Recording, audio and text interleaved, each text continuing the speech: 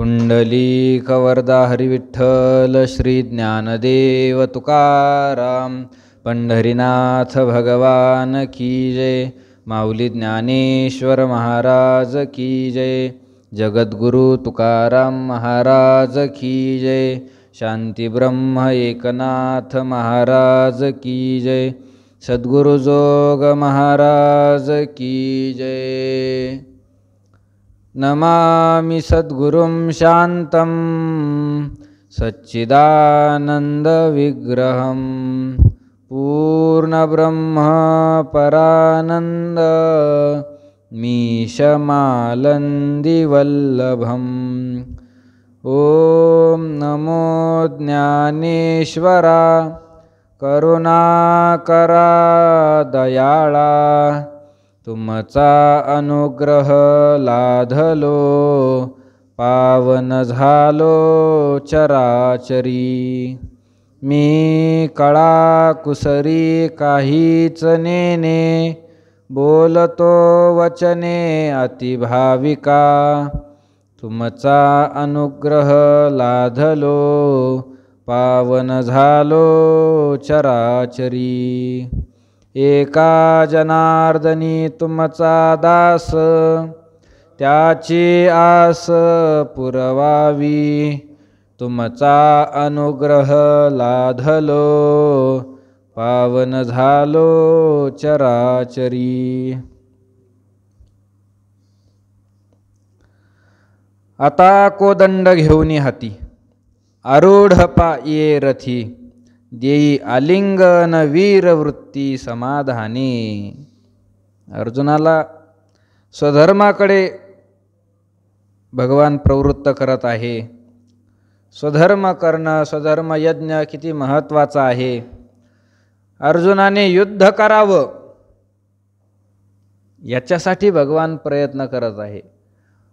मग ज्या दृष्टीने सांगितल्यावर अर्जुन युद्ध करील त्या दृष्टीने सांगण्याचा भगवान प्रयत्न करत आहे।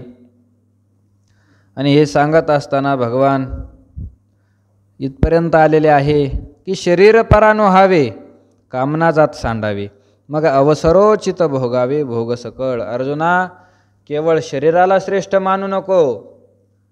सगळ्या कामना वासना इच्छा जेवढ्या काय आहे सगळ्यांचा काय कर, त्याग कर। आणि अवसरोचित भोगावे भोग सकळ। ज्या वेळेला जे भोग प्राप्त होतील त्या भोगांचं काय करायचं, ग्रहण करायचं आणि आपला स्वधर्म यज्ञ चालू ठेवायचा। पुढे भगवान बोलतात, आता कोदंड घेऊनी हाती आरूढ पाये रथी। देई आलिंगन वीरवृत्ती समाधानी। आता हे अर्जुना, आता तू काय कर। आता या ठिकाणी शब्द आलेला आहे। आता शब्दाचा अनंतर अर्थ आहे। कोशामध्ये आता शब्दाचे बरेच अर्थ दिलेले आहे, तर त्यापैकी अनंतर या अर्थी सुद्धा आता शब्द येतो। नंतर म्हणायचा असेल, मग म्हणायचा असेल, काहीतरी गोष्ट झाल्यानंतर आता शब्द येत असतो। त्याच्या पाठीमागं काहीतरी घडलंय आणि ती घटना तो प्रसंग घडल्यानंतर आता शब्द त्या ठिकाणी येत असतो। अनंतर या अर्थी आता शब्द आहे।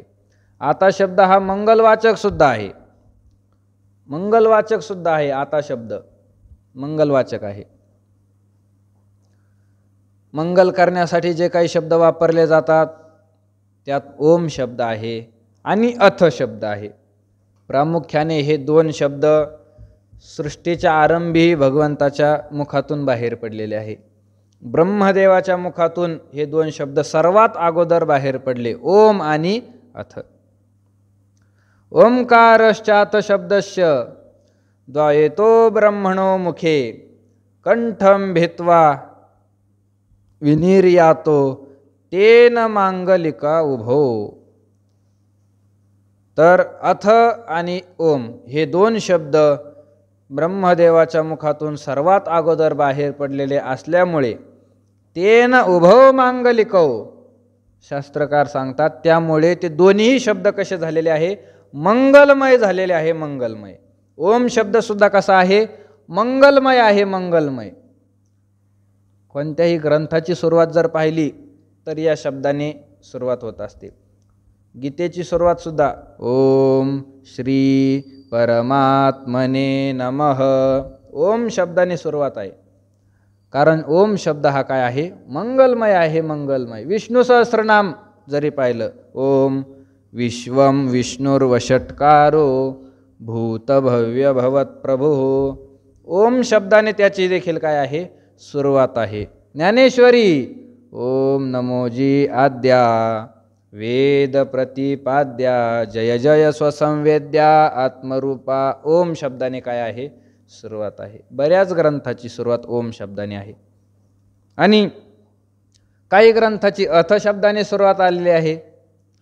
नारद महर्षींचे भक्तिसूत्र जर पाहिले तर अथातो भक्तिम व्याख्यास्यामः, नारद महर्षी सांगतात आता आम्ही भक्तीचे काय करतो? व्याख्या करतो. अथ शब्दाने सुरुवात आहे. अथातो ब्रह्मजिज्ञासा, ब्रह्मसूत्राची सुरुवात अथ शब्दाने केलेली आहे. अथातो ब्रह्मजिज्ञासा.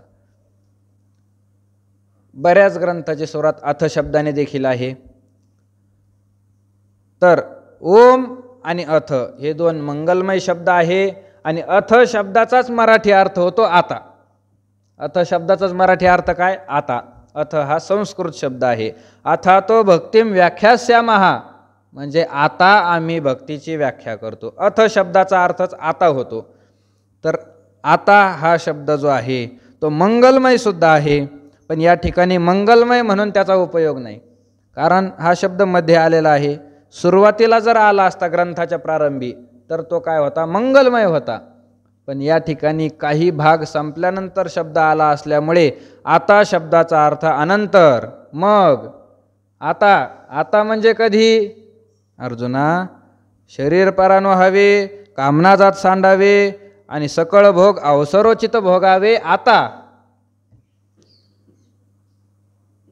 शरीराला श्रेष्ठ मानायचं नाही. सगळ्या कामना ज्या आहे सगळ्या फेकून द्यायच्या. ज्या वेळेला येईल तो भोग स्वीकार करायचा. असं जर तू केलं, असं जर तू करत राहिला तर आता तू काय कर? आता तू काय कर? कोदंड घेऊनी हाती, आरूढ पाये रथी, देई आलिंगन वीरवृत्ती समाधानी. आता तू काय कर? हातामध्ये कोदंड घे. कोदंड, कोदंड, कोदंड म्हणजे धनुष्य. कोदंड पाणी असा शब्द उपयोगात आहे. कोदंड पाणी, भगवंताला सुद्धा नाव दिलेलं आहे एक कोदंड पाणी. कोदंड पाणी का म्हणतात? तर कोदंड म्हणजे धनुष्य आणि पाणी म्हणजे हात. ज्याच्या हातामध्ये धनुष्य आहे त्याला म्हणावं कोदंड पाणी. पाणी म्हणजे प्यायचं पाणी नाही. त्या ठिकाणी, त्या ठिकाणी पाणी शब्दाचा अर्थ काय आहे? हात आहे. हात, हात आहे. थोडासा बदल आहे व्याकरण दृष्टीने. पाणी शब्द जो आहे तर त्या बाणाच्या नला, बाणाच्या नला दुसरी विलंटी जर टाकली तर त्याचा अर्थ होतो पिण्याचं पाणी. आणि त्या बाणाच्या नला पहिली विलंटी टाकली, पहिली वेलांटी जर टाकली तर त्या पाणी शब्दाचा अर्थ होतो हात. म्हणून कोदंड शब्दाचा अर्थ आहे धनुष्य. हाती कोदंड घेऊन अर्जुना, हातामध्ये तो आता काय कर? धनुष्य घे, धनुष्य. आणि काय कर? ये रथी आरूढ पा, रथावर उभा राहा. रथ तयार आहे, घोडे जुंपलेले आहे, शत्रूचं सैन्य देखील पुढे आलेलं आहे. आता दुसरा विचार करू नको. आरूढ पाये रथी, आरूढ पाये रथी, आरूढ पाये रथी. रथावर चढ, रथावर उभा राहा. रथावर उभा राहा असं का म्हटलं? घरून येताना रथावरच आला होता अर्जुन. पायी पायी नव्हता आलेला. पायी आलेला होता का? नाही. प्रभू रामचंद्राचं युद्ध जर पाहिलं तर प्रभू रामचंद्र लंकेकडे येत असताना पायी आले होते. रथ घेऊन आले नव्हते. वनवासातून तसेच पायी निघून आले होते. बरंचसं युद्ध देखील त्यांनी पायीच केलं होतं. शेवटला मग देवांनी स्वर्गातून रथ पाठवला होता. त्या ठिकाणी शक्य. पण या ठिकाणी अर्जुन रथावरच बसून आलेला होता. तरीही भगवान परमात्मा म्हणतात आरूढ पाये रथी. असं का म्हणतात? तर त्याचं आहे घरून जरी अर्जुन रथामध्ये बसून आला, घरून जरी रथामध्ये बसून आला पण तो रथावरच बसून राहिला असं नाही, तो एक वेळेस रथाच्या खाली उतरला. पहिल्या अध्यायाचा आपण जर विचार केला तर पहिल्या अध्यायामध्ये सांगितलेलं आहे, उडी घातली खाला रथवनिया, रथवनिया खाला उडी घातली. जेव्हा अर्जुनाला शोक झाला, आपलं सगळं गोत्र पुढं पाहिलं, सगळे गुरु पुढे उभे आहे, सासरे मामा चुलते सगळं काही आपलं गोत्र पुढं पाहिल्यानंतर अर्जुनाला शोक अनावर झाला. सगळे हातपाय शिथिल पडले, काय करावं काय करू नये अशी परिस्थिती झाली. देखे देह असे कापत, तोंड असे कोरडे होत, विकळता उपजत गात्रांशी. हे अर्जुनाचे शब्द आहेत. माझं तोंड कसं झालेलं आहे, कोरडं पडलंय देवा, देह असे कापत, शरीर थरथर थरथर थरथर थरथर कापतंय. विकळता उपजत गात्राशी, हातपाय सुद्धा माझे ढिल्ले पडलेले आहे, ढिल्ले पडलेले आहे देवा, काय करावं मला सुचत नाही, काय करू मी. अशी परिस्थिती झाली असताना त्या ठिकाणी अर्जुन अधिकच खिन्न झाला आणि भगवंतालाच अर्जुनाने सांगितलं, देवा केवढं मोठं महापाप करायला आम्ही तयार झालो. अहो बत महत् पापम कर्तुम व्यवसिता वयम. केवढं मोठं पाप आम्ही करायला लागलो. अरे पुढं कोण उभे आहे, हे सगळे आमचे गोत्रच. गुरुन हत्वा ही महानुभावान श्रेयो भोक्तुम भैक्षमपी हलोकी. गुरुजनांना मारून काय मिळणार आहे. निहत्य धार्तराष्ट्रांना का प्रीतिशात जनार्दन. आमचेच भाऊ असणारे हे, यांना मारून काय आम्हाला मिळणार आहे. नकांक्षे विजयम कृष्ण. देवा यांना मारून जर मला विजय मिळत असेल तर विजय नको मला. यांना मारून मला राज्य मिळत असेल राज्यही नको मला, काहीच नको. यांना मारल्यानंतर सगळे भोग भोगायचे. देवा मला हे पटत नाही.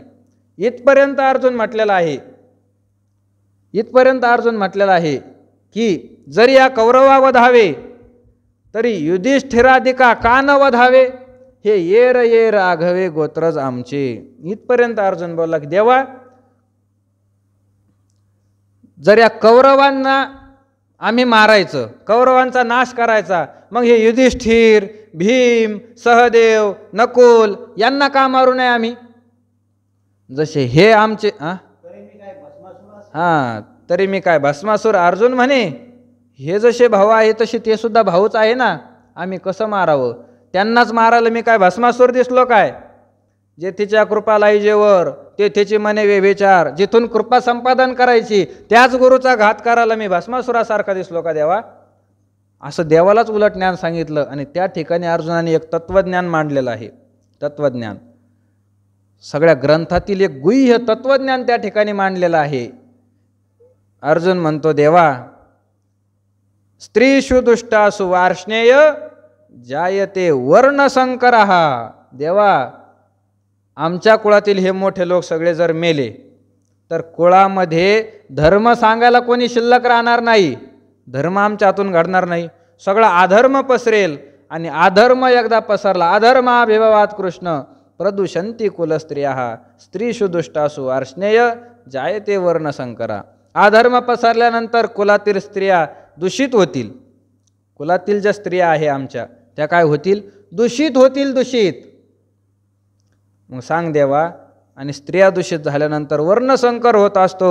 वर्णसंकर जर कुलामध्ये झाला तर लुप्त पिंडोदक क्रिया आमच्या कुळामध्ये पिंडदान श्राद्ध तर्पण सगळंच बंद पडेल. आणि हे जर बंद पडलं तर संकरो नरकायैव कुलग्नहानाम कुलश्च. ज्याच्या कुळात संकर होतो त्याचं कुल नरकाचा भागीदार आहे. नरकाला जावं लागतं त्याला, नरकाला. असं आम्ही देवा अनुशुश्रुम आतापर्यंत ऐकत आलेलो आहे. पुढं अर्जुन बोलतो अहो बत महत् पापम कर्तुम व्यवसिता वयम यद राज्य सुखलोभेन हंतुम स्वजन मुद्यतः. देवा एवढं मोठं पाप करायला आम्ही काय झालेलो आहे, तयार झालेलो आहे. तर आता मी हातामध्ये शस्त्र धारण करणार नाही. शस्त्र आपोआप गळून पडत आहे. ते तर बेंबळ हातू गेला गांडीवाचा, हातात शस्त्र राहत नाही. त्या ठिकाणी शेवट अर्जुनाने काय केलं, सगळ्या शस्त्रास्त्रांचा त्याग केला. सगळ्या शस्त्रास्त्रांचा त्याग केला. आणि रथाच्या पाठीमागे गेला आणि रथाच्या खाली उडी फेकली. रथाच्या खाली उडी फेकली, गुडघ्यामध्ये आपलं डोकं घातलं आणि रडत बसला. अर्जुन रडत बसला. तिथं उडी घातली खाला रथवनिया. त्या प्रथम अध्याय सांगत असताना रथाच्या खाली उडी घातलेली होती. हा, पहिला अध्याय अर्जुन गीता. वा वा, खरंच आहे. पहिला अध्याय म्हणजे काय आहे? अर्जुन गीता आहे. अर्जुन गीता, अर्जुनाची गीता. गीतेचे हे अनेक प्रकार आहे. जशी भगवंताची गीता आहे तशी अष्टावक्र ऋषींनी सुद्धा गीता लिहिलेली आहे. अष्टावक्र ऋषींचं सुद्धा फार मोठं तत्वज्ञान गीतेच्या रूपाने आहे. रामगीता सुद्धा उपलब्ध आहे.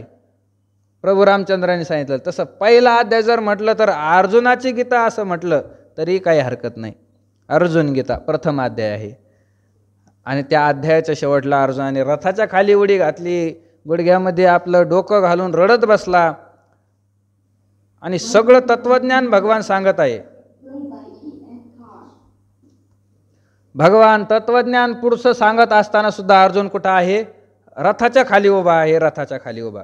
तुम्ही जर ते मालिकामध्ये जर पाहिलं तर त्यात तसं दिसत नाही. मालिकामध्ये सगळं काय आहे? उपदेश रथामध्ये बसून श्रवण केलेलं आहे. पण ज्ञानेश्वरीत असा उल्लेख आहे की उपदेश करत असताना अर्जुन कुठं होता? रथाच्या खाली होता. आणि मग या ठिकाणी भगवान म्हणतात, आता कोदंड घेऊन हाती, धनुष्य हातामध्ये घ्या अर्जुना, आणि आरूढ पायी ये रथी. रथामध्ये तू उभा राहा, रथावर जा. याच्यावरूनच कळतं अर्जुन रथाच्या खाली होता. रथावर जाऊन काय करायचं? रथ मागं फिरून घरी नाही निघून जायचं. देई आलिंगन वीरवृत्ती समाधाने. समाधाने वीरवृत्ती आलिंगन देई. आता तू काय कर? अंतकरणामध्ये समाधान एकदा भरून घे. समाधान अंतकरणामध्ये भरून घे. समाधान म्हणजे काय? समाधान म्हणजे काय तर सम स्वरूपाच्या ठिकाणी चित्ताचं आधान नाम स्थिरता होणं, याला चित्ताचं समाधान म्हणतात. समाधान, चित्त सम करणं हेच समाधान आहे. भगवंताने वर्णन केलं आहे, सुख दुःखे समे कृत्वा लाभा लाभो जया जयो ततो युद्धाय युज्यस्व नैवम पापम अवाप्स्यसि. सुखदुःखांना समान मानायचं, जेवढे काय द्वंद्व असतील. लाभा लाभो, लाभ झाला काय, हानी झाली काय, सारखं मानायचं. जया जयो, विजय झाला किंवा पराजय झाली तरीही सारखंच मानायचं. तुल्यनिंदा स्तुतिर्मौनी, स्तुती असेल निंदा असेल सारखं मानायचं. मान असेल अपमान असेल सारखं मानायचं. शत्रू असेल मित्र असेल दोघांनाही सारखं मानायचं. याला समाधान म्हणतात. अंतकरणामध्ये अगोदर समाधान भरून घे, आणि समाधान भरून घेतल्यानंतर काय करायचं? युद्ध करायचं. हे आधीची काही पुढील चिंता वेना, असं मागं कुठंतरी सांगितलेलं आहे दुसऱ्या अध्यायामध्ये बहुतेक, की अर्जुना हे आधीची काही पुढील चिंता वेना. येथे विजय पण होईल, या ठिकाणी आपलं जिंकू आपण, की आपला मृत्यू होईल, आपण युद्धामध्ये हारून जाऊ, हे पुढचा विचार आहे. अगोदर याचा विचार करायचा नाही. अगोदर विचार करायचा नाही. सद्य वर्तमान परिस्थितीमध्ये काय करावं हे आपल्या हातात आहे. म्हणून तो आता काय कर? युद्धासाठी तयार हो. समाधान अंतकरणामध्ये भरून घे, आणि त्या समाधानाने वीरवृत्ती आलिंगन देई. वीरवृत्ती जी आहे त्या वीरवृत्तीला तू काय कर? आलिंगन दे. आलिंगन, वीरवृत्तीला आलिंगन दे. मिठी मार वीरवृत्तीला. वीरवृत्ती नावाची एखादी स्त्री नाही. वीरवृत्ती हे काय आहे? वृत्तीचं नाव आहे. वृत्ती शब्दाचा अर्थ होतो अंतकरणाचा प्रवाह, मान्यता. त्या मान्यतेला तू काय कर? आता आलिंगन दे. आलिंगन दे. प्रत्येक मनुष्याची मान्यता भिन्न भिन्न असते. प्रत्येकाने वेगवेगळ्या मान्यतेला आलिंगन दिलेलं असतं. तर अर्जुनाला सांगत असताना प्रथम अध्यायामध्ये सुद्धा भगवंताने हा उल्लेख केलेलाच आहे की दोन प्रकारचे काय आहे? वृत्ती आहे. वृत्ती एक तर वीरवृत्ती आहे, आणि दुसरी म्हणजे दयावृत्ती आहे. दयावृत्ती. तेने अपमाने निघाली वीरवृत्ती. पहिल्या अध्यायामध्ये आलं वर्णन. अपमानाने वीरवृत्ती काय झाली होती? अर्जुनापासून निघून गेली होती. वीरवृत्तीसोबत लग्न करून आला अर्जुन युद्ध करण्यासाठी. लग्न करून आला, आणि ते युद्ध करताना काय केलं त्याने? दयेला जवळ घेतलं, कृपेला जवळ घेतलं. आता वीरवृत्ती म्हणजे अशी स्त्री आहे, ही कुलवान आहे, कुलवान आहे, गुण लावण्याने काय आहे, परिपूर्ण आहे. ज्या उत्तम कुळीच्या होती गुण लावण्य आथी तिया आणि किते न सहाती सुतेजपणे. ज्या स्त्रिया उत्तम कुलातील असतात, पवित्र असतात, शुद्ध असतात, गुणानेही परिपूर्ण असतात आणि सुंदरतेनेही परिपूर्ण असतात, त्या स्त्रिया दुसऱ्या स्त्रीला सहन करत नाही. तशीच ही वीरवृत्ती आहे, उत्तम कुलामधील आहे. कारण या वीरवृत्तीचा अंगीकार सगळ्या उत्तम लोकांनी आजपर्यंत केलेला आहे. भगवान श्रीकृष्ण परमात्मा असतील, प्रभू रामचंद्र असतील किंवा नृसिंहाचा अवतार, वीरवृत्तीचा काय केलेला आहे, स्वीकार. मोठ्या घरातली आहे वीरवृत्ती, उत्तम कुळीच्या. गुणलावण्याने ही परिपूर्ण आहे, गुणलावण्याने परिपूर्ण आहे. म्हणून अर्जुनाने काय केलं, दयेला जवळ घेतल्यामुळं वीरवृत्ती तिचा साहजिकच काय झाला, अपमान झाला आणि अर्जुनापासून ती निघून गेली. म्हणून अर्जुनाच्या अंतःकरणात दया निर्माण झाली. मग युद्ध करूच नये असा भाव, अशी मान्यता त्याच्या अंतःकरणात झाली. तर भगवान सांगतात, ही तुझ्या मनातील जी मान्यता आहे ती तू आता काय कर, फेकून दे, फेकून दे.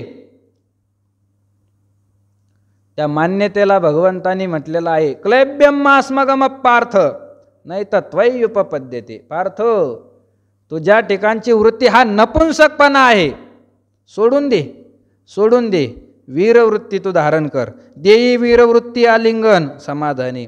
वीरवृत्तीला आलिंगन दे, वीरवृत्तीला. शत्रूचा पराभव करणारी जी ही शूरवृत्ती आहे तिला आलिंगन दे. अंतःकरणामध्ये तू आता मान्यता धारण कर की मी काय आहे, वीर मनुष्य आहे, शूर आहे आणि शूरासारखा होऊन तू युद्ध कर. जगी कीर्ती रुढवी, स्वधर्माचा मान वाढवी, या भारापासोनी सोडवी मेदिनी हे. मेदिनी हे या ओळीमधून थोडक्यामध्ये भगवंताने क्षत्रिय धर्म सांगितला. थोडक्यामधून क्षत्रिय धर्म सांगितला. क्षत्रिय धर्म, क्षत्रिय धर्माचे मुख्य 3 पैलू आहे. 3 क्षत्रियांनी काय करायचं, पहिलं म्हणजे कीर्ती वाढवण्याचं काम करायचं. पहिलं काय आहे, कीर्ती वाढवण्याचं काम करायचं. त्यानंतर स्वधर्माचा जीर्णोद्धार करायचा, हे दुसरं कर्तव्य आहे क्षत्रियाचं. आणि तिसरं कर्तव्य आहे की दुष्टांचा काय करायचा, संहार करायचा, दुष्टांचा नाश करायचा. हे क्षत्रिय धर्म आहे 3. अर्जुना, तू क्षत्रिय आहे, मग या धर्माचं तू काय कर, पालन कर, पालन कर. प्रथम तू काय कर, जगी कीर्ती रुढवी, संपूर्ण जगामध्ये आपली कीर्ती वाढव, कीर्ती वाढव, कीर्ती वाढव. खरं जर पाहिलं ना अर्जुना, हे जे युद्ध तुझ्या समोर आलेलं आहे ते युद्धच नाही. प्रथम अध्यायामध्ये सांगितलं, हे युद्ध चालत आले ना, हे युद्ध नाही तुझ्या करता, हे उघड उघड स्वर्ग तुझ्या पुढे आलेला आहे. उघडे स्वर्गाचे द्वार तुझ्या पुढे आलेले आहे. स्वर्ग या युद्धाच्या रूपाने तुझ्या पुढे आलेला आहे. कीर्ती तुझ्या पुढे चाललेली आहे. कारण युद्ध जर तू केलं, युद्धामध्ये तू जिंकला तरीही तुझी कीर्ती वाढणार आहे. आणि युद्धात मेला तरी स्वधर्मात मेला म्हणून तू स्वर्गामध्ये जाणार आहे. हतो वा प्राप्स्यसि स्वर्गम जित्वा वा भोक्षसे महिम तस्मादुत्तिष्ठ कौंतेय युद्धाय कृतनिश्चय. तू मेला तर स्वर्गाला जाशील आणि जिंकला तर पृथ्वीचं राज्य भोगशील. मरता मुक्त झाला मान पावे, तुकोबारांचं वचन आहे. शूर जो मनुष्य असतो, मेला तर मुक्त होतो म्हणजे स्वर्गाधिकाला जातो, आणि नाही मेला तर मान पावे, त्याचा मान वाढतो, कीर्ती वाढते. म्हणून अर्जुना, युद्ध तुझ्या पुढे जे चालत आलेलं आहे उघडी उघडी कीर्ती आहे. फक्त युद्ध करण्याचं कर्तव्य कर, आपोआपच काय होईल, कीर्ती तुझी वाढेल. अरे अर्जुना, लोक सायास करुनी बहुते वाढवी ती आपुले कीर्ती ते. आपली कीर्ती वाढावी म्हणून लोक किती प्रयत्न करतात, आपली कीर्ती वाढण्यासाठी फार प्रयत्न करतात लोक. तुला एवढे प्रयत्न करण्याची सुद्धा गरज नाही, कीर्ती तुझ्या पुढे चालत आलेली आहे. मग आता युद्ध कर आणि जगी कीर्ती रुढवी, संपूर्ण जगामध्ये तुझी कीर्ती तू काय कर, प्रसिद्ध कर, प्रसिद्ध कर. आपली कीर्ती जगामध्ये तू प्रसिद्ध कर. हा शूरांचा काय आहे, एक पैलू आहे. हे शूरांचं काम आहे. ही क्षत्रियांचं काम आहे, वीर मनुष्याचं काम आहे हे. त्याने आपली कीर्ती काय केली पाहिजे? वाढवली पाहिजे, वाढवली पाहिजे. जे कर्म केल्यानंतर आपली कीर्ती वाढेल ते कर्म मनुष्याने करावं. अर्जुना, तुकोबाराय सुद्धा मानतात, जेने वाढे अपकीर्ती सर्वार्थी ते वर जावे. ज्याने आपली अपकीर्ती होईल असं कर्म मनुष्याने करू नये. अपकीर्ती होईल ते कर्म मनुष्याने जीवनामध्ये करू नये. दारू पिला त्याची काय होत असते? अपकीर्ती होते. घरातले लोक सुद्धा त्याला चांगलं म्हणत नाही दारू पिल्याने. मग दारू प्यायला पाहिजे का? नाही, दारू पिऊ नये. जेने वाढे अपकीर्ती सर्वार्थी ते वर जावे. सर्वार्थी ते लोकांना लुटायला लागला त्याची सुद्धा काय होते? अपकीर्ती होते. अपकीर्ती ते करू नये. जेने वाढे अपकीर्ती सर्वार्थी ते वर जावे. आणि ज्याने कीर्ती वाढते ते कर्म मनुष्याने काय करावं? सतत करत राहावं, सतत करत राहावं. वैष्णवांचं भक्तांचं वर्णन करत असताना सुद्धा म्हटलेलं आहे, झुंजारते एक विष्णुदास जगी. विष्णुदास हे सुद्धा काय आहे? योद्धे आहे, योद्धे, युद्ध करणारे आहे. विष्णुदास भगवंताचे भक्त, वैष्णव, वारकरी यांचं सुद्धा काय आहे? युद्ध चालू आहे. रात्रंदिवस आम्हा युद्धाचा प्रसंग. अंतर्बाह्य जग आणि मन. रात्रंदिवस तुकोबाराय म्हणतात आमचं काय चालू आहे? युद्ध चालू आहे. जर भक्तांना योद्धा म्हटलेला आहे, वीर म्हटलेला आहे, शूर म्हटलेला आहे, तर शूरांचे लक्षणं त्याच्या ठिकाणी पाहिजे. वीर मनुष्याचे लक्षण त्याच्या ठिकाणी पाहिजे तरच त्याला योद्धा म्हणता येईल. आणि वीरांचं लक्षण आहे जगी कीर्ती रूढवी. जगामध्ये कीर्ती वाढवणं हे लक्षण जर पाहिलं तर वैष्णवांच्या ठिकाणी सुद्धा काय आहे? तंतोतंत बसतं. वैष्णवांनी सुद्धा असं कर्म केलेलं आहे की त्या कर्माने त्यांची कीर्ती काय झालेली आहे? उत्तरोत्तर वाढत चाललेली आहे, वाढत चाललेली आहे. उभारिला ध्वज तीही लोकावरी ऐशी चराचरी कीर्ती ज्यांची. ज्ञानोबाराय, निवृत्तीनाथ महाराज यांचं वर्णन करत असताना लिहितात की ते हे ज्ञानेश्वर, निवृत्ती सोपान, मुक्ताबाई, ज्ञानदीप्ती काळा या चौघांनी असं कर्म केलं की तीही लोकावरी ध्वज उभारिला. ऐशी चराचरी कीर्ती ज्यांची. त्यांची कीर्ती चराचरामध्ये प्रसिद्ध आहे. म्हणजे जगामध्ये काय आहे? कीर्ती प्रसिद्ध आहे. पवित्र सोवळी तीच एक भूमंडळी. भूमंडळामध्ये तेच एक पवित्र आहे, तेच एक काय आहे? सोवळे आहे. ही केवढी मोठी कीर्ती आहे त्यांची, केवढी मोठी कीर्ती आहे. तुकोबाराय त्याच्या पुढे जाऊन बोलतात, इथंच कीर्ती होते असं नाही. तो का म्हणे गाजे वैकुंठी सोहळा याही भूमंडळा माझी कीर्ती.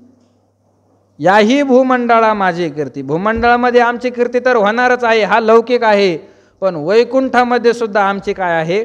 कीर्ती आहे, कीर्ती. वैकुंठ लोकात आमचा सोहळा होतो, वैकुंठ लोकात आमची मिरवणूक काढतात, ही कीर्ती आहे. म्हणजे शूरांचं लक्षण त्यांच्या ठिकाणी तंतोतंत बसतं. म्हणून भगवान सांगतात, अर्जुना जगी कीर्ती रूढवी. तुझी कीर्ती जी आहे जगतामध्ये तू काय कर? आता प्रसिद्ध कर. उत्तरोत्तर कीर्ती वाढली पाहिजे. स्वधर्माचा मान वाढवी. अजून काय कर्म करायचं क्षत्रियाने? स्वधर्माचा मान वाढवी. जो आपला स्वधर्म आहे त्या स्वधर्माचा मान जगतामध्ये वाढवला पाहिजे. लोकांनी म्हटलं पाहिजे, वा काय स्वधर्म आहे, काय स्वधर्म आहे. लोकांनी म्हणावं, लोकांनी म्हणावं. स्वधर्माचा मान या ठिकाणी काय झाला पाहिजे? वाढला गेला पाहिजे, वाढला गेला पाहिजे. आपल्या भारत देशाचं हे फार मोठं दुर्दैव आहे की मागच्या गेल्या काही काळामध्ये जे लोक आपल्या भारतामध्ये होते, प्रमुख मंडळी, विद्वान मंडळी आपल्या भारतामध्ये जे होते, कथाकार मंडळी, कीर्तनकार मंडळी, तर त्यांच्याविषयी भारताचं असं दुर्दैव आहे की आपल्या स्वधर्माचा त्यांनी काय केला नाही? प्रचार केला नाही, प्रचार केला नाही. स्वधर्माचा त्यांनी जशा पद्धतीने पाहिले तशा पद्धतीने प्रचार केला नाही, मान वाढवला नाही आपल्या स्वधर्माचा. आणि त्यामुळे लोकांनी असं म्हणावं की तुमचा स्वधर्म चांगला आहे, लोकांनी असं म्हणावं, पण झालं त्याच्या उलट. झालं त्याच्या उलट. बाहेर देशातील जे काही लोक आहे, भारत देश सोडून बाहेर देशातले जे काही लोक आहे ते सगळे लोक भारताच्या नावाने ओरडायला लागले की काय हा भारत देश तुच्छ आहे. या भारत देशामध्ये जी व्यवस्था आहे, वर्ण व्यवस्था, जातीचा भेद करणारी, धर्माचा भेद करणारी वर्ण व्यवस्था या भारतामध्ये पोचले गेलेली आहे. असं भारताच्या नावाने त्यांनी काय केलं, त्या ठिकाणी फार मोठी निंदा केली, फार मोठी निंदा केली. आणि त्यांचंच पाहून आपल्या लोकांनी सुद्धा काय केली, फार निंदा केली ना, फार निंदा केली. त्या काळातले मोठमोठे लोक सरळ म्हणायचे वर्णव्यवस्था जपानमध्ये नाही, वर्णव्यवस्था जी आहे ब्राह्मण क्षत्रिय वैश्य शूद्र अमेरिकेमध्ये पाहायला सापडत नाही, वर्णव्यवस्था जी आहे पाकिस्तानामध्ये सापडत नाही, वर्णव्यवस्था ऑस्ट्रेलियामध्ये सापडत नाही. कोणत्याच देशामध्ये नसणारी ही वर्णव्यवस्था, जातीयवाद पोसणारी आमच्याच भारताने का पोसली, आपलेच लोक बोंबलायला लागले. याचं कारण काय आहे, हेच एकमेव कारण आहे की स्वधर्माचा प्रचार करणं त्यावेळेस ज्यांच्या हातामध्ये होतं त्यांनी यथायोग्य पद्धतीने प्रचार केला नाही. अगा स्वधर्म जरी लोपला तरी सर्व सुखाचा थारा मोडला, जैसा दीपासवे हरपला प्रकाश जाय प्रकाश जाय. हे तत्वज्ञान सांगणारी भारतीय संस्कृती आहे, भारतीय संस्कृती आहे. सगळ्या जगाला सांगतात स्वधर्म संपला ना तर तुमचं सुख संपलं, स्वधर्म संपला तुमचं सुख संपलं. म्हणून आज सुद्धा तुम्ही पहा, भारत देशातील लोक जेवढे सुखी आहे तेवढे इतर देशात सुखी सापडणार नाही. सुखी त्यांनी स्वधर्म सोडून दिले. स्वधर्म कशाला म्हणावं हे त्यांना कळतच नाही, नाही कळत त्यांना. स्वधर्म त्यांनी सोडून दिले, आचरण त्यांनी सोडून दिलं. म्हणून दुःखाचा परिणाम त्यांच्यावर फार भयंकर आहे. दृष्ट उदाहरण जर पाहायचं म्हटलं, आताच कोरोनाची काय झाली, महामारी येऊन गेली. कोरोनाची महामारी भारतामध्येही आली नाही असं नाही, पण इतर देशामध्ये जेवढा त्याचा प्रभाव होता तेवढा प्रभाव भारतावर नव्हता. बाहेर देशामध्ये जर पाहिलं, टी व्हीवर दिसत होतं काहीतरी JCB तिथं लावलेल्या, काही JCBने खड्डे करायचे, दुसऱ्या JCB आले का त्यांनी माणसं दाबायचे आणि तिसरी JCB आले का त्याच्यावर माती टाकायची. एवढा मोठा त्या ठिकाणी आक्रोश झाला होता बाहेर देशामध्ये. फार लोकसंख्या कमी झाली, भारतात त्या मानाने एवढं काही झालं नाही.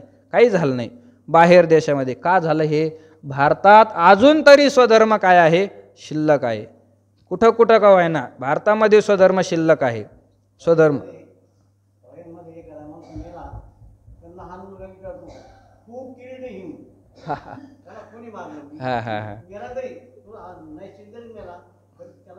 कोणी मारलं पा. इतर देशामध्ये अशी संस्कृती आहे, एखादा मनुष्य काही कोणी मारलं नाही, आपोआप नैसर्गिक मृत्यू आला, त्याला वय भरलं आणि मेला मनुष्य. तिथले लहान मुलं जे आहे त्याला विचारतात याचा मृत्यू कशाने झाला, कोणी मारलं याला मारणारा कोण आहे. ही अशी घाण संस्कृती यांची आहे. काय कळतं त्यांना. आणि भारताला नाव ठेवायला निघाले. भारतासारखी संस्कृती या जगामध्ये दुसरीकडे कुठं नाही. इतर देशामध्ये देवच मान्य करत नाही. इतर देशामध्ये जर पाहिलं तर ते म्हणतात देव, धर्म, पुण्य, पाप हे धोत्रावाल्या लोकांच्या कल्पना आहे.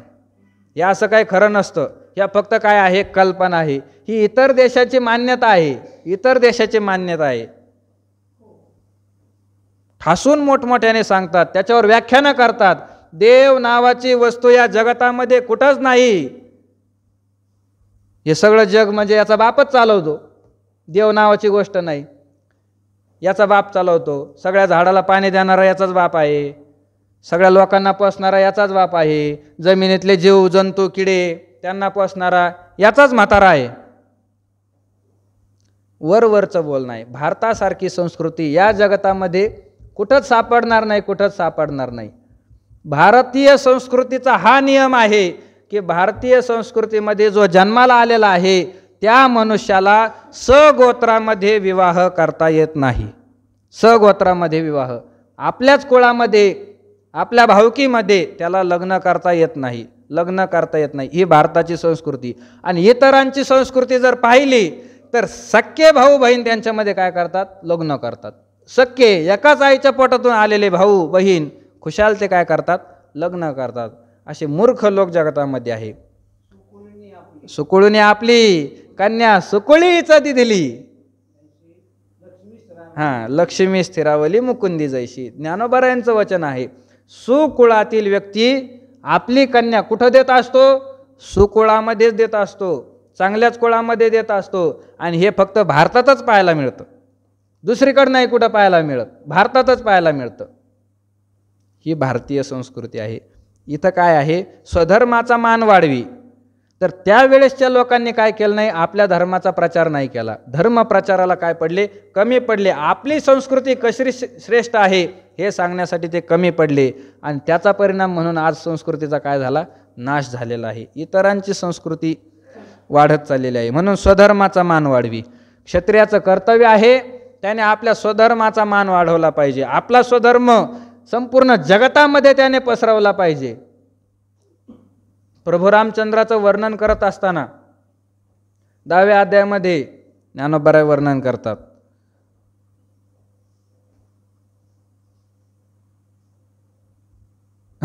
ज्याने स्वधर्माचा मान घेऊशिला, देवाचा मान घेऊशिला, स्वधर्माशी जीर्णोद्धार केला, सूर्यवंशी उदयला सूर्य जोका.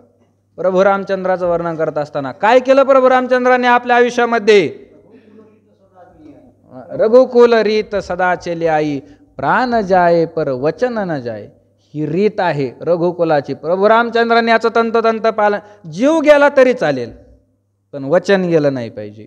जीव गेला तरी चालेल, रघुकुलाची रीत आहे. काय केलं प्रभू रामचंद्रांनी आपल्या आयुष्यामध्ये, का त्यांना आदर्श मानतात, त्याचं हेच कारण आहे. काय कारण आहे की देवाचा मान घेऊशिला, देवाचा मान जो होता देवांना परत मिळवून दिला. आणि दुसरं म्हणजे स्वधर्माशी जीर्णोद्धार केला. स्वधर्माचा त्यांनी काय केला, जीर्णोद्धार केला. लोपलेला जो स्वधर्म होता परत पुन्हा काय केला, वर आणला, वर आणला. आणि हे जे लोक आहेत ना, नास्तिक लोक, यांना एवढंच पटत नाही. नास्तिक लोकांना एवढंच खपत नाही काय की स्वधर्मांचा, हिंदू लोकाच्या स्वधर्माचा जो उत्कर्ष करतो त्याला संपवण्याचा कार्यक्रम हे लोक करतात. पहिल्यापासून चालत आलेली रीत आहे. म्हणून प्रभू रामचंद्रांना जाऊन निजधामाला जाऊन आज लाखो वर्ष झाले. त्रेतायुगामधला अवतार आहे. मध्ये द्वापार युग संपूर्ण गेलं. आता हे कलियुगाचे जवळजवळ 5000 वर्ष होऊन गेले. तरीही सुद्धा आजच्या कालामध्ये रामाची निंदा करणारे लोक कमी नाही. रामाची निंदा करणारे लोक कमी नाही. असेही लोक या जगामध्ये आहे. रामनामाचा तू जर प्रचार करत असशील तर सावधान, तुला मारावं लागेल. उघड धमक्या देणारे लोक या राज्यामध्ये अजूनही शिल्लक आहे. रामनामाचा प्रचार केला तर तुझा नाश होईल. का? राम त्यांना सहनच होत नाही. कसा सहन होणार? आमच्या रामाने आमच्या धर्माचा काय केला, जीर्णोद्धार केला. जीर्णोद्धार हे त्यांना खटकतं हे त्यांना. म्हणून ते रामनामाचा जे प्रचार करतात, उदो करतात, त्यांना काय करतात, संपवण्याचा प्रयत्न करतात. गुरुवर्य वक्ते बाबांनी अखंड जीवनामध्ये धर्माचा काय केला, प्रचार केला अखंड जीवनामध्ये. तुकोबारायांनंतर जर आपण पाहिलं, तुकोबारायांचा अभंग आहे, तीक्ष्ण उत्तरे हाती घेऊनी बाण फिरे. तुकोबारा म्हणतात धर्माचा प्रचार करण्यासाठी आम्ही काय करू, तीक्ष्ण उत्तरे, कठीण कठोर घातक असे शब्द, त्या शब्दांचा आम्ही काय करू, उपयोग करू. शब्दांचंच बाण करू आणि शब्दाचा बाण घेऊन एकेकाला आम्ही काय करू, मारत पळू, मारून टाकू या लोकांना शब्दाच्या बाणाने. धर्माचा प्रचार करू. तर तुकोबारानंतर या तीक्ष्ण उत्तरांचा जर कोणी उपयोग केला असेल तर ते वक्ते बाबा. कोणी असेल कदाचित, पण मला नाही वाटत दुसरं कोणी उपयोग केला असेल. ज्यांना परम भाग्याने वक्ते बाबांचं कीर्तन प्रवचन श्रवण करण्याचा योग मिळाला त्यांना माहीत आहे. वक्ते बाबांचे शब्द माहीत आहे, त्यांना माहीत आहे. शिवी दिल्याशिवाय बोलतच नव्हते. वारकरी असेल, साधक असेल, त्याला प्रेमाने जवळ करायचे. त्याला सर्वस्व अर्पण करायला मागं पुढं पाहत नव्हते. पण धर्माचा जर एखादा कोणी विरोधी असेल मग त्याची पर्वा करत नव्हती. शिव्यानेच त्याला काय होता, मार होता. सर्वांना माहीत आहे. तीक्ष्ण उत्तरे हाती घेऊन बाण फिरे. तेच जालना जिल्ह्यामध्ये जर पाहिलं तर खनेपुरीकर महाराज त्यांनीही तसंच कार्य केलं. म्हातारभाऊ शिंदे तीक्ष्ण उत्तरांचा उपयोग केला, कठीण शब्दाचा उपयोग केला, शिव्या दिल्या लोकांना. याच्यासाठीच धर्माचा काय झाला पाहिजे, जीर्णोद्धार झाला पाहिजे, जीर्णोद्धार. आणि त्यांचंच कार्य उत्तरोत्तर पुढे नेणारे आपले बाबा गुरुवर्य राऊत बाबा. कठीण शब्दाचा उपयोग हे लोक का करतात, धर्माचा जीर्णोद्धार झाला पाहिजे, धर्माचा जीर्णोद्धार झाला पाहिजे. तर त्यावेळेस त्या ठिकाणी वक्ते बाबांचं कार्य चालू असताना अनेक लोकांनी त्यांना मारण्याचा प्रयत्न केला, अनेक लोकांनी त्यांना मारण्याचा प्रयत्न केला, हल्ले केले त्यांच्यावर. पण नाही, भगवंत त्यांचा पाठीराखा होता ना, भगवंत पाठीराखा होता. त्यांना रक्षण करणारा, वेळोवेळी सहाय्य करणारा देवच होता. वक्ते बाबा नेहमी सांगायचे, मी जेवढं काही बोलतो तेवढं माझ्या संपत्तीच्या भरवशावर बोलत नाही, माझा वाडा मोठा आहे, मठ मोठा आहे याच्या भरवशावर मी बोलत नाही. वक्ते बाबाचं नेहमीचं वाक्य, मी जे बोलतो ते भगवंतावर विश्वास ठेवून बोलतो, भगवंतावर विश्वास ठेवून बोलतो. हे कार्य जे आहे ते भगवंताचं कार्य आहे, त्याचं कार्य मी करू राहिलो. माझ्या रक्षणाची जबाबदारी कोणावर आहे, त्याच्यावर आहे. आणि वक्ते बाबाच्या मुखातलं प्रमाण नेहमी राहायचं, भीत नाही आता आपुल्या मरणा, दुःख होते जना न देखवे. माझ्या मरणाला मी भीत नाही, आता मेलो काय जगलो काय, आता कर्तव्य शिल्लक राहिलं नाही, पण दुःख होते जना न देखवे. लोकांना दुःख होतं ना, धर्म नष्ट झाल्यावर लोकांचं सुख नष्ट होतं, हे मला पाहवत नाही, म्हणून मी हे कार्य करतो. त्यांच्या मुखातलं वाक्य. एक आमचे जालना जिल्ह्यामधील एक महाराज आहे, ते वक्ते बाबा सोबत बरेच दिवस राहिले. तर त्यांनी त्यांचा अनुभव सांगितला. त्यांनी सांगितलं की वक्ते बाबासोबत जर कुठं कीर्तनाला जायचं असेल, वक्ते बाबासोबत कुठं कीर्तनाला जायचं असेल तर जीव हृदयातून काढून मुठीत घ्यावा लागत होता आणि मग जावं लागत होतं कीर्तनाला. कधी काय होईल सांगताच येत नाही, भरोसाच नाही. एवढं वक्ते बाबाचं त्या ठिकाणी प्रस्थ होतं. सहज जर पायी पायी चालत असेल, एखादी चारचाकी गाडी जरी समोरून आली, त्यांनी सांगितलेला अनुभव, मोठी गाडी जरी समोरून आली तरी असं वाटायचं नक्की आपल्याला मारायला आली. वक्ते बाबासोबत जर गेलं तर धर्मासाठी त्यांनी काय केलं होतं, कार्य केलं होतं. पण त्यांना मारण्यासाठी लोकांनी मागं पुढं पाहिलं नाही. भगवान परमात्मा सगळ्यांचं रक्षण करतो. धर्माचं रक्षण करणं हे भगवंताचं काम आहे, आणि त्याचं काम जो करतो त्याचं त्याला रक्षण करणंच आहे. त्यांनी म्हटलेलं आहे त्यांनी की मला यांचं रक्षण करायचं काय आहे, कर्तव्य आहे. ऐशे धर्मस्थापनेचे नर ते जाणा ईश्वराचे अवतार, हे तुकोबारायांचे शब्द आहे. धर्मस्थापना करणारे जे मनुष्य आहे ते साक्षात ईश्वराचे अवतार आहे, महाविष्णूचे ते काय आहे, अवतार आहे, अवतार. त्या वक्ते बाबांनाही खूप त्रास झाला. स्वधर्माचा मान वाढवी या ठिकाणी सांगतात, जो स्वधर्माचा मान वाढवतो. म्हणून प्रभू रामचंद्रांनी स्वधर्माचा जीर्णोद्धार केला, लोकांनी त्यांची निंदा केली. मधल्या काळामध्ये जर पाहिलं तर तुकोबारायांनी स्वधर्माचा काय केला, जीर्णोद्धार केला, त्यांचीही लोकांनी निंदा केली. नाथ महाराजांनी स्वधर्माचा जीर्णोद्धार केला, त्यांचीही लोकांनी काय केली, निंदा केली. ज्ञानोबारायांनी स्वधर्माचा काय केला, जीर्णोद्धार केला, ज्ञानोबारायांची सुद्धा लोकांनी काय केली, निंदा केली. त्रास देण्याचा त्यांनी प्रयत्न केला. तुकोबारायानंतर अलीकडच्या काळामध्ये जर पाहिलं तर धर्माचा जीर्णोद्धार करण्याचं ज्वलंत कार्य केलं लोकमान्य टिळकांनी. स्वातंत्र्याच्या काळामध्ये सर्वांच्या विरोधात जाऊन कार्य केलं लोकमान्य टिळकांनी. कारण लोकमान्य टिळक ब्राह्मण होते. ब्राह्मण असल्यामुळे सर्व शास्त्रांचा, संस्कृतीचा, वर्णव्यवस्थेचा यथासांग त्यांना काय होता, अभ्यास होता. त्यामुळे त्यांना सगळं दिसत होतं. हे जर आता मोडलं तर पुढची दशा काय होणार आहे. म्हणून लोकमान्य टिळकांनी फार लढा दिला. तुरुंगामध्ये टाकलं होतं इंग्रजांनी, त्या ठिकाणी सुद्धा गीता रहस्य नावाचा काय केला, ग्रंथ लिहिला. गीतेवर भाष्य केलं, कर्मपर भाष्य केलं गीतेचं. कारण आता कर्म करणं काय आहे, उचित आहे. ज्ञान सांगून त्या काळी चालतच नव्हतं. गांधीजींनी काय केलं होतं, अहिंसेचा ज्ञानाचा मार्ग स्वीकार केला. पण तो काळ तसा नव्हता. मारल्याशिवाय पर्यायच नव्हता. म्हणून टिळकांनी तो मार्ग स्वीकार केला. कर्मपर गीता लावली आणि कर्माचं काय केलं, उदो उदो केला. स्वधर्माचं त्यांनी आचरण केलं, जीर्णोद्धार केला. पण त्याही काळामध्ये सर्वांनीच लोकमान्य टिळकांना काय केला, विरोध केला. त्या काळामध्ये जेवढे जेवढे समाजसुधारक म्हणून गाजलेले होते, लोकमान्य टिळकांना सगळ्यांनीच काय केला, विरोध केला. त्यांचं ऐकतच नव्हते, त्यांना एकटं पाडायचे. ते जे सांगतील ते ऐकायचं नाही. त्याचं एकमेव कारण म्हणजे काय, तर त्या लोकांचं असं मत होतं, लोकमान्य टिळक काय आहे, जन्माने ब्राह्मण आहे आणि जन्माने ब्राह्मण असल्यामुळे यांना यांची सत्ता मोडू द्यायची नाही, असं त्यांचं मत होतं. पण ते सर्वथा चुकीचं होतं, कारण त्यांना पुढचं दिसत होतं काय होणार आहे. म्हणून धर्माचा जीर्णोद्धार ज्यांनी ज्यांनी केला त्यांना लोकांनी काय दिला, आजपर्यंत या नास्तिक लोकांनी त्रास दिला, त्यांना मारण्याचा काय केला, प्रयत्न केला, मारण्याचा प्रयत्न केला. पण अर्जुना, काहीही जरी झालं तरी रक्षण करणारा कोण आहे, परमात्मा आहे. तो काहीच होऊ देत नाही.